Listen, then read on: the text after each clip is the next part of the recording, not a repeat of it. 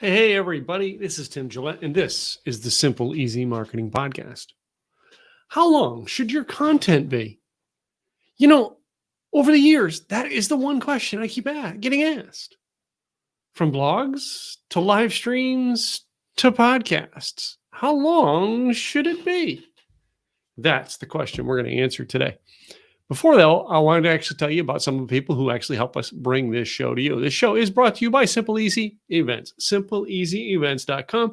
You can go over to Simple Easy Events and check out our upcoming monthly events. Every month we do a virtual event on Simple Easy Marketing, how to actually get your clients to find you, trust you, and do business with you faster. And it's all about online marketing. So why don't you go check that out? It's simpleeasyevents.com. We host them every month, and you can find out more about them there. Today, we're going to talk about how long should my content be? How long should my content be? You know, when I was in the blogging world, that was the question I was always asked by people. I would go to a thing and people would say to me, well, Tim, how long should I make my blog post? How long should I write my Facebook post to get people to come to my blog post? How long? And I've had the same answers throughout the years is whatever your audience thinks and accepts from you. If you can write an 1,800 word blog post and people are going to read it every day, then do it. So often I think we get caught up in what we think the world tells us we should have to be the right optimal for this, that, and the other thing. And we don't ever stop to think, well, let me create it and then ask the people who are reading my content what they like.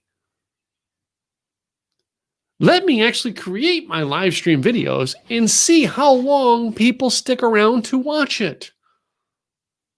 Hey, let me create my podcast and let's see by length how long they listen.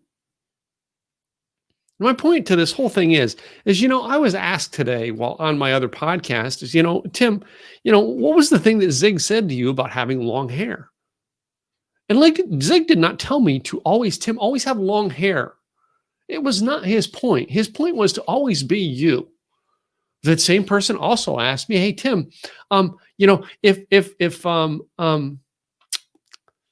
if my energy is the way I do things, all right, should I change it, like adjust my energy or adjust my excitement or adjust things? No, you should be you. That was the biggest thing I got from that message that I got from Zig Ziglar. You should be you. Before you get judging on whether you should have a 300 or a 500 word blog post, a 7-minute or a 15-minute podcast, a 10-minute or a 7-minute or a 20-minute show on live stream, maybe just get out and be you and see what your audience wants from you. Don't get caught up in how many minutes should I have it. Instead, stick to the basics. Do something that gets your readers' attention. Do something that gets your listeners' attention. Do something that gets your watchers' attention. Then give them something of value, something that makes it a payoff for being there. And then simply give them a call to action. And then you actually can take and judge your content by those factors. Number one, is it attention? How many people came to look at it? Great. If tons of people came to look at it, now you know that you have a headline or something that got their attention to make them want to come. Then number two, you judge it by, well, how long did they listen?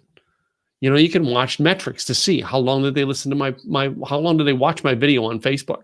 How long did they watch my live stream video? How long did they watch my YouTube video? How long did they listen to my podcast? How many minutes were listened to? When is the appropriate drop off? Now, did they drop off because the content didn't give them a payoff, or did they drop off because it was too long and they had other things to do? And last, did they click your call to action? Did they click the button that said subscribe? When you say to them things like, hey, do me a favor, subscribe to this podcast so that I can actually help bring this to you more. If they didn't subscribe, well, great. Now you know that you're creating content that they not good enough that they want to go subscribe.